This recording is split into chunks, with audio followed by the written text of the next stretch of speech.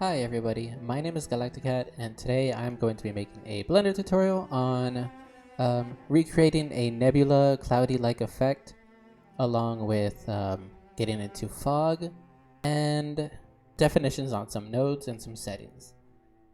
It's very hard to kind of replicate exactly what I made here. With enough practice and enough adjusting your lights, your positioning and everything, you kind of start to get something like it. It kind of looks a little odd, but this is because my laptop struggles to process all of this. But let's just go ahead and get straight to it. Alright, so we're going to start all over to the origin where we have just the cube.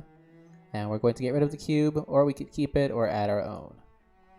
We can go ahead and right click on this light source and just get rid of that. We can keep the camera. Let's go ahead and expand this cube to probably bigger. Let's just keep zooming out and scaling it. We're holding S and we're just expanding it. I know we're making it very large, but let's do like, if you're seeing your object properties and you're seeing your scale, make it around like 57. 57 is like good. 57.4 and just exceed it. Doesn't have to be specific, but this is what I had. Somewhat of what the other cube was sized at. Next, we're going to hover our mouse over in between this where we see the little split arrows, and we're going to right click, and you can have the option to go vertical split or horizontal split. It doesn't matter which one you choose, but I like to go with vertical split, and you get a split screen effect on your viewport. Kind of like when you're playing a game and you just go onto split screen and you have player 1, player 2. You can get bold perspectives of your animation and your models and stuff and your effects. But for this, we're going to hover over the right side and click on editor type, and we're going to switch from 3D viewport to shader editor. Now in shader editor, this is kind of like a universe within the universe, and by that I mean what you create here is going to be the textures on your objects, but it is endless on what you can do with shader nodes.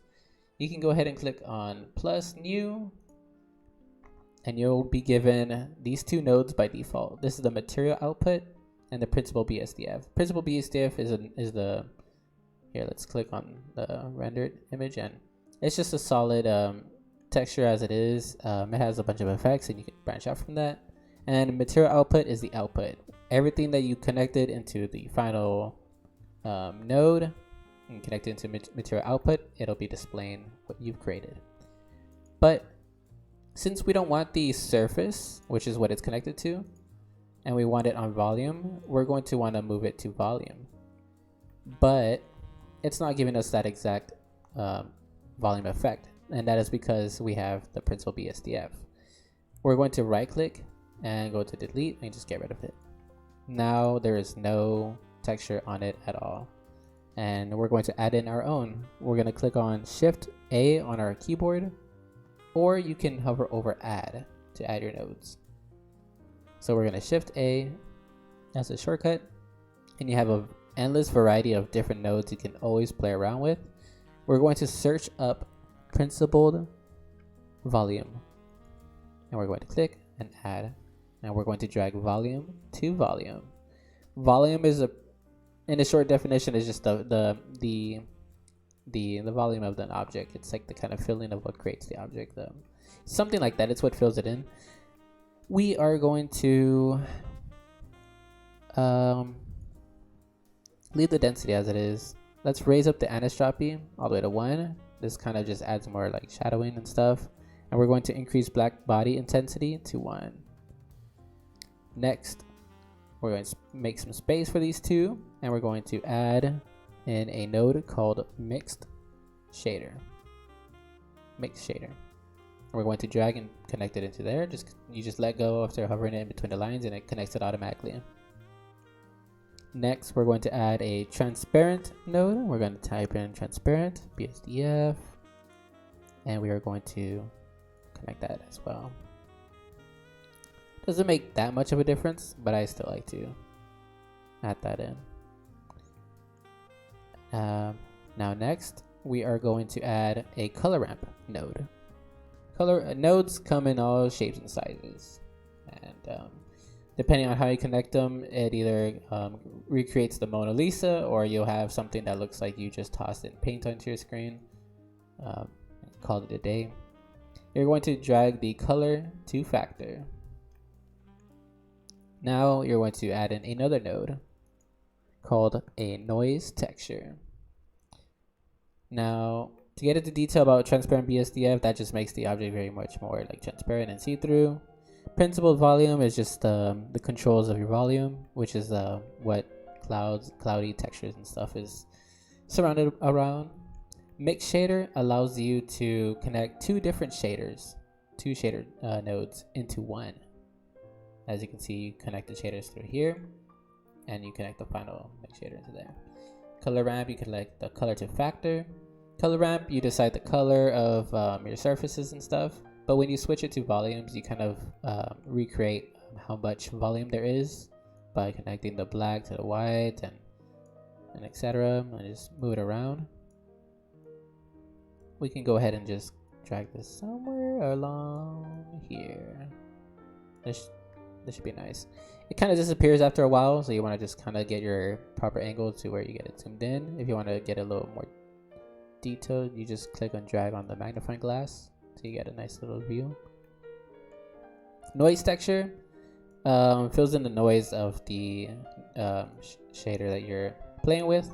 When you connect that in, you're going to get this, something like this, and it fills in it's kind of hard to explain what noise texture fully does, but you kind of see the effect that it's doing. And if you increase the scale, it adds even more and more little holes all around the entire area. We're going to drag this to maybe like 6. We're going to increase the detail all the way up to 15. You can also type in your own number. I'm not sure if it goes up any past 15, but I always type in 16 just to get that extra bump. For roughness, it adds more grainy kind of texturing into what you're playing with. It's also pretty neat. We're going to put that maybe to like 0.592. Distortion distorts your material. It swirls it around like crazy. You can kind of see where it like swirls it around as you decrease and increase it. But we're going to keep that at 0. So great. We know about now what all of these nodes do. Material output, mix shader, color ramps, principal volume, transparent, and noise texture.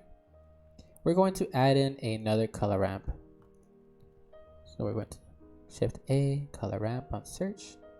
And we're going to connect this color into density. Now we have a little bit of this, and we are going to add one more node for now. It is going to be gradient texture. We're going to add in gradient texture here and connect factor to color. Now what this does is so you're gonna mess around with kind of the smokiness of volume here, but now you can focus also on a different kind of detail of the cloudiness here. You can see there's a lot more of a difference. There's two different changes that's happening here. We're going to keep both of these on the black to the left side and the white all the way to the right. Gradient texture. Now to explain gradient, it's kind of like what's going on here. You see how it kind of blends from black to white very smoothly. What gradient does is kind of adds that as an effect instead. So for linear, it's creating this. It's linear. It's doing its thing. You can also do you can do a diagonal kind of effect, and it does it diagonally. You can get stuff like this. There's a bunch of other ones you can play around with, but we're going to go ahead and keep it at linear. So we have our box that's filled with like a black smoky blurriness. We're going to now hover over render properties, and we're going to turn on ambient occlusion to add in some better shadowing. You can add in bloom if you want. I always keep that on because I always play around with bloom. we're going to turn on screen space reflection, and we are going to click on Volumetrics, and we're going to make sure volumetric lighting is turned on and volumetric shadowing is turned on. All of this is just because we're going to mess around with lighting to recreate that colorfulness that we first saw. Now that we have that, we are going to look for our volumetrics here, and for tile size you can bring it to 2 or 16. I don't like to microwave my laptop all the time, so I sometimes, like by default, I keep it at 16, but then when I want to see what the final project will look like before I render it, I bump that to the best quality, which is like 2 tiles. It gives you a sharper appearance. So now you can kind of see, even on the inside, you're seeing that there's some like smoky textures, some smoky volume stuff, cloudy stuff there. Now you can color, you can change the color if you want. You can do the same here, the white. You can very much play around with it. It doesn't really do much, but still very different things you can do with color ramps. So we're done with that. We're done with the nodes. Let's go ahead and get out of the nodes. When you want to see your viewport screen again, and you're tired of seeing this, and you think like, hey, moving this, I still don't want to see that whole display. You hover your cursor in between the two screens, where you see this little crosshair, and you click and drag, and you see that arrow. So that means your viewport's going to cover the nodes, or you want your nodes to be the main focus. So we're going to cover that, and we finally get rid of that. Let's move the magnifying glass a little bit so we can kind of see what we're dealing with. We're going to now click on add, or you can just click Shift A on your keyboard and go to light, and let's do point. Now we've added a light source. Now we have to find it. There it is. Okay, so you can just find it if you go to move and you just click on your object. We are going to next, we're just going to automatically just add in our light sources. If you click on add and go over here to light, you can choose from different kind of light sources. You can go to point, sun, spot, or area. We can go ahead and add in a point, and now you have a light source. Make sure you clicked on it, go to the light bulb icon for the properties, and you can increase the power as much as you want and the color of it. Let's go ahead and type in 1 space MW, and it's megawatt of a light source there. Next, let's make sure we keep that. Let's go ahead and change the color of it to maybe like a blue, like a dark blue, indigo blue, and boom, we got that there. We can also drag and move that, and then you can copy and paste the light source by right clicking, and you can drag this along right here, and then you can change the color of it as well to maybe like a red, or you can get like a nice orange. And yeah, this is kind of just basically the exploring part where you kind of try to get the kind of lighting you want. Go ahead and click copy and paste. Then we can go ahead and drag this up and maybe around here, and then we can change the color of it to this one, like green. We can do like a very in between of blue and light blue, and then you can also mix in the colors very nicely with each other here, and then copy and paste. You can drag another one here to fuse in that red and blue. Copy and paste it again, And you can lift this one up, and I do apologize, my laptop struggles like crazy to really comprehend what's going on because of how much lighting control this does to the environment of the Volumetrics. But this is the joy of just hoping you get it all right. You can change the colors as much as you wish until you're satisfied. Next, you can click on this icon up here where you turn off the gizmos and outlines, and you can go to world properties, go to color, and drop that to off. You get a nicer shot. Oops, I zoomed out a little. Alright. So you kind of get something like this. And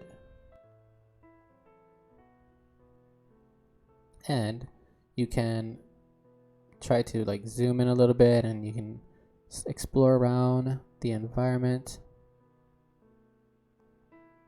Might get a little too blurry and fuzzy until you let everything process, or you can get a nicer appearance here. You can go ahead and open up back the screen where you split your screen to the shader editor. You can click on your cube, and you can play around with the scale of your foggy, cloudy light texture, and you can increase or decrease just so you can get the shot you want.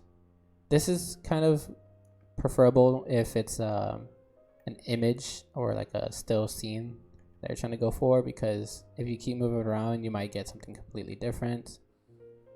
So there's that. That was just something I wanted to kind of show, something I've been working on.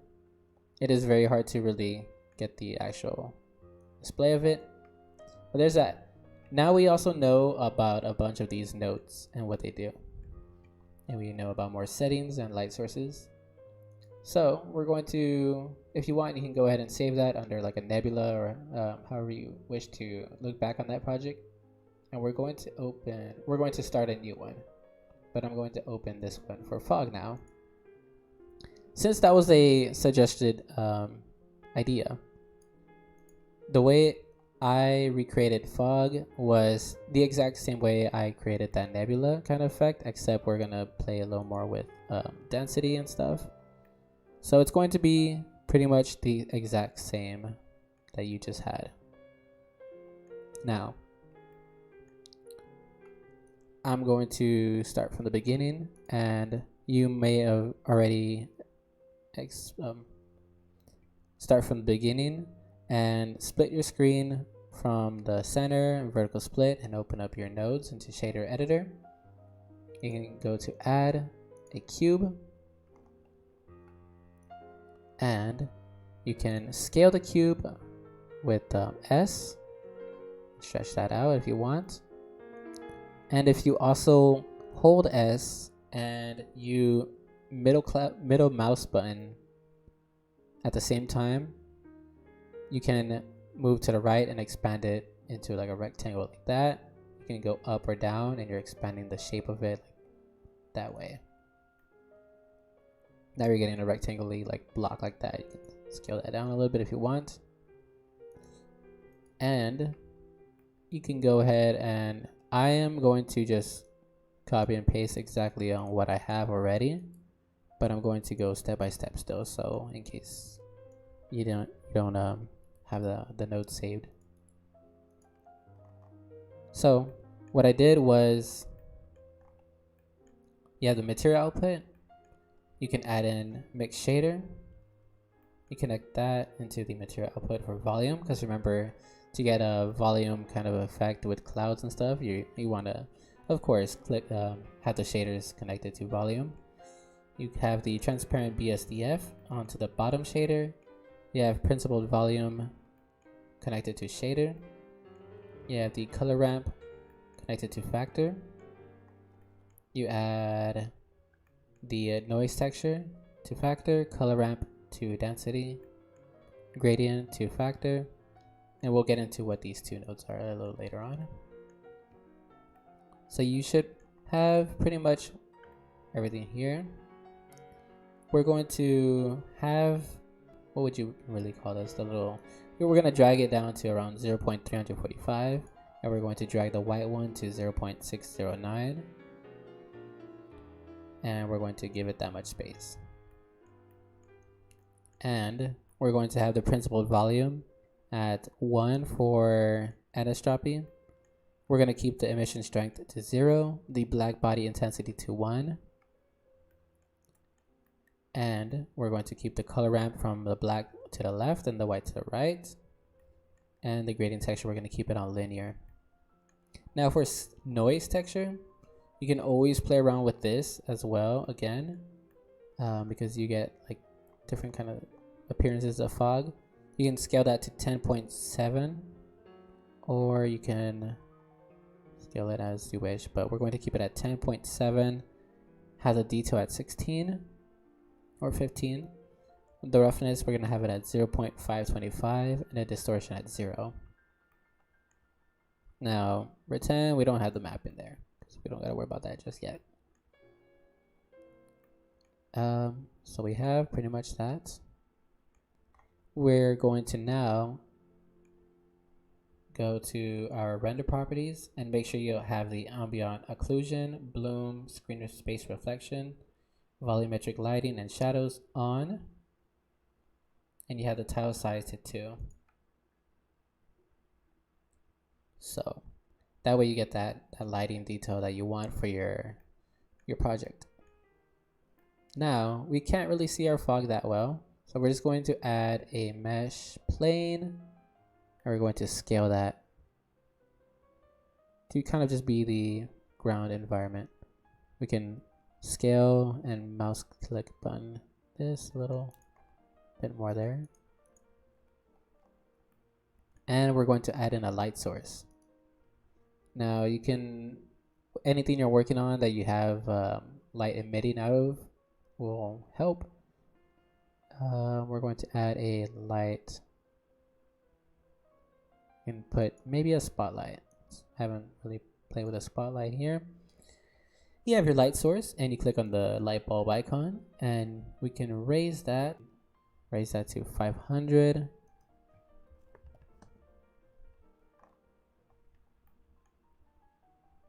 And actually, you know what? Instead of a spot, we can put a point. There we go. Now we're starting to see our fog a little bit better. Drag that down a little bit. You see where what's that doing? We can explore kind of an environment. You're seeing that fog. You can change the color of the light source if you want. If you're trying to make like a horror game and you kind of want some like red lighting around your environment, you just connect it onto there, and as you're exploring, it's kind of the red light is mixing with the fog. Or you just kind of want to see the fog yourself with its white lighting. You have that there. And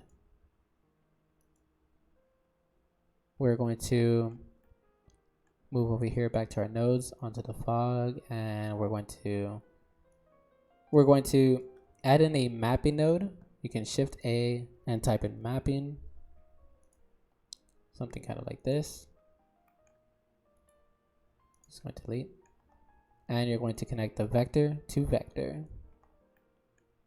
and you can also add in a texture coordinate node and drag generator to vector, or you can do object to vector. You might get something a little bit different.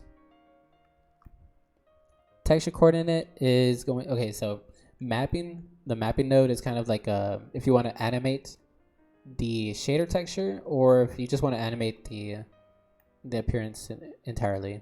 And then the texture coordinate is the texture's coordination of like whether it's your camera source that you want it to be, wherever your camera's pointed at, it's going to be what what's happening. Your window is your actual screen on what you're seeing, and it's kind of odd, but I'm going to connect that to object vector. Now, if you feel like the volume is a little too dense, you can always play around with the color ramps.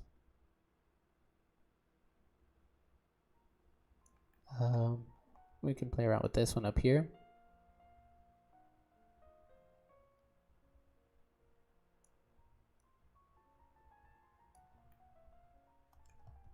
But we're going to keep that the way we have it. Well, actually, let me see.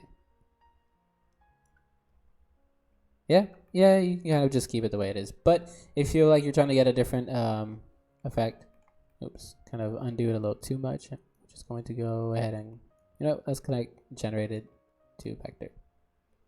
You can mess with the fog by scaling it as well.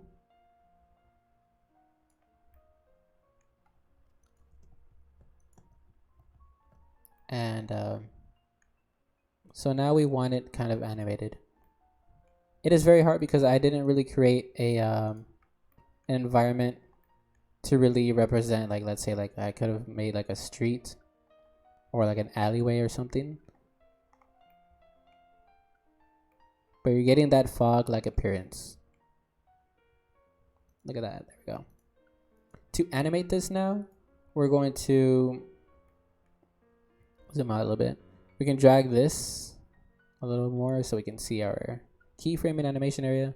And so for mapping, it's the location, the rotation, and the scaling of this cube. So since we have it on the volume, we're messing with volume. It's going to be in the inside of the cube. So for location, we can make sure we're at 0 or any other keyframe that you want it to start at moving. And we can right click and insert keyframe.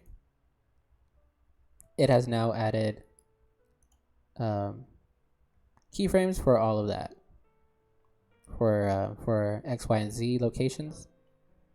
And then we can go to, let's say, 100 and right click on insert keyframe. Wait, actually before you insert keyframe, change the location. We can do that to maybe like let's do like 100 and 100 on X and Y and insert keyframe there. There we go. Now we have both low diamonds there, and it should be able to animate. Let's change our end frame to 100 just so we can see it loop. And there you go. You're starting to get something like this. You can kind of start seeing where your fog's kind of animating a little bit. If you want to adjust it, you can always just go to the frame that it ended on, and you can change the number of it and replace the keyframe.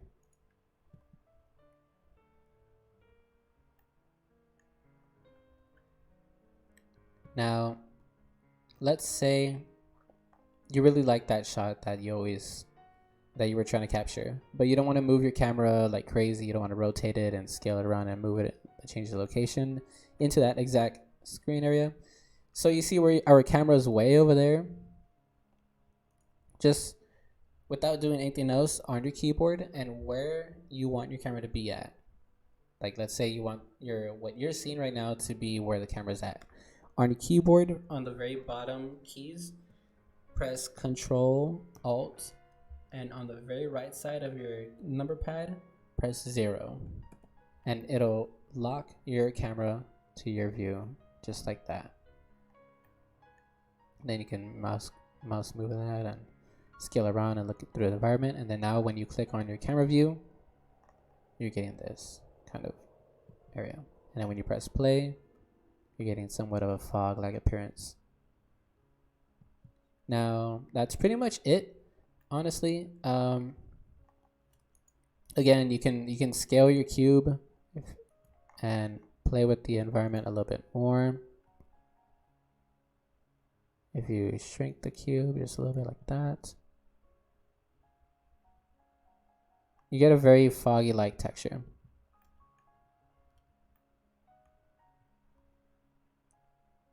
Let's go ahead and do that.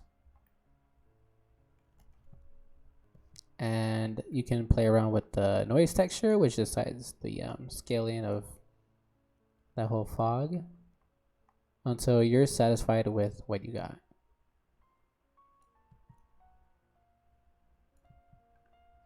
Put that to like 50.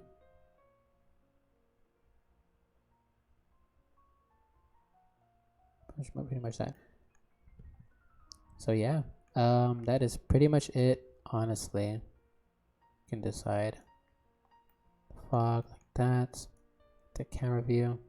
Looks very odd like that. Looks very blurry, unless that's just because it's not rendered. So let's maybe drag that there. Play around with that. Make sure once you're done rendering, once you're done with your project, you can always just go to your render, where is it? Output properties. Go to your output. Click on your folder. Click the location you want it to go to. Go to accept. If it's an image you're trying to capture, you choose from these formats. And if it's a movie, you go to these. It's like a video. I'm not gonna be able to render without it taking forever because my laptop's crazy. But that's pretty much it. You get a very nice foggy effect. You can always play around with it, change the lighting of it. You can also go ahead and click on here on add a cube. Let's shrink that here. And now you can either do that whole first step where you click on new and you can go to surface and emission. But when now that you see your nodes on this your node screen, you're noticing that every time you change these surface textures, you're clicking on the shaders, which is what this is, the shader area. If you click on Principal BSDF, it's giving you that. So that's the magic behind nodes. It's that what it's actually doing is changing the nodes. We can go ahead and increase this the strength to like 30, and then put this to like a nice dark blue. Drag that up.